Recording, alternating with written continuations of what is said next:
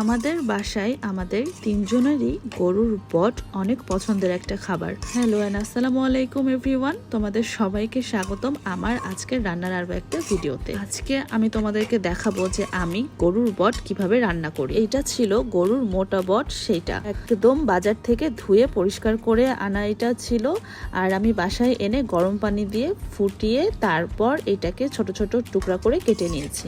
গরুর মাংস রান্না করার সময় যে মশলাগুলো আমরা ব্যবহার করে থাকি ঠিক সেই মশলাগুলোই এইখানে গরুর বট রান্নায় ব্যবহার করা হয়েছে। প্রথমে আমি সব মশলাগুলো দিয়ে বটটাকে ম্যারিনেশন করে রেখেছিলাম। তারপর রান্না করার আগে এই পেঁয়াজগুলো একটু মোটা মোটা করে কেটে আবারও সবগুলো একসাথে মাখিয়ে তারপর চুলায় বসিয়ে দেব। অনেকেই বট কষিয়ে রান্না করে, কিন্তু আমি গরুর মাংসর মতোই একবারে সবকিছু মশলা দিয়ে মাখিয়ে তারপর পানি দিয়ে চুলায় এটাকে রান্না করি।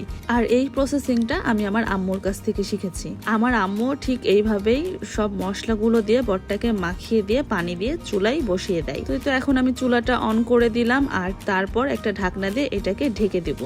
বলক ওঠা পর্যন্ত এটা ঢাকাই থাকবে। ও আচ্ছা, আমি এখানে এই শুকনা কাঁচামরিচগুলো দিতে ভুলে গেছিলাম, তাই এখন কয়েকটা শুকনা কাঁচামরিচ এর মধ্যে দিয়ে দিলাম। আর এইভাবে শুকনা কাঁচামরিচ দিলে হচ্ছে মানে বটের কালারটা অনেক সুন্দর আসে আর খেতেও একটু ঝাল ঝাল বেশি হয়। মানে আমরা একটু ঝাল পছন্দ করি, তো এই জন্য। আর বটটা হচ্ছে ঝাল একটু না হলে কিন্তু খেতেও ভালো লাগে না। প্রথমে বটটা রান্না করার সময় যে পানিটুকু দিয়েছিলাম সেই পানিটুকু কমে আসা পর্যন্ত মাঝে মধ্যে ঢাকনাটা তুলে এইভাবে নেড়ে নিতে হবে। আমি কিন্তু একবারেই বেশি পানি দিয়ে দিয়েছিলাম বটটা সিদ্ধ হওয়ার জন্য।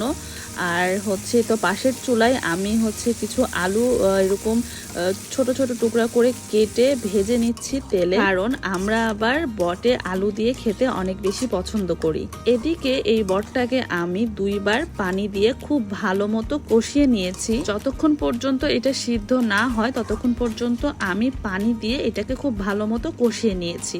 তারপর বটটা প্রায় সিদ্ধ হয়ে আসলে আর কষানো হয়ে গেলে আমি এই যে সাইড করে রাখা এই ভাজা আলুগুলো এই বটের মধ্যে দিয়ে দিচ্ছি। বটে আলু দিতে হলে কিন্তু অবশ্যই আলুগুলোকে আগে একটু চুলায় ভালো করে ভেজে নিতে হবে।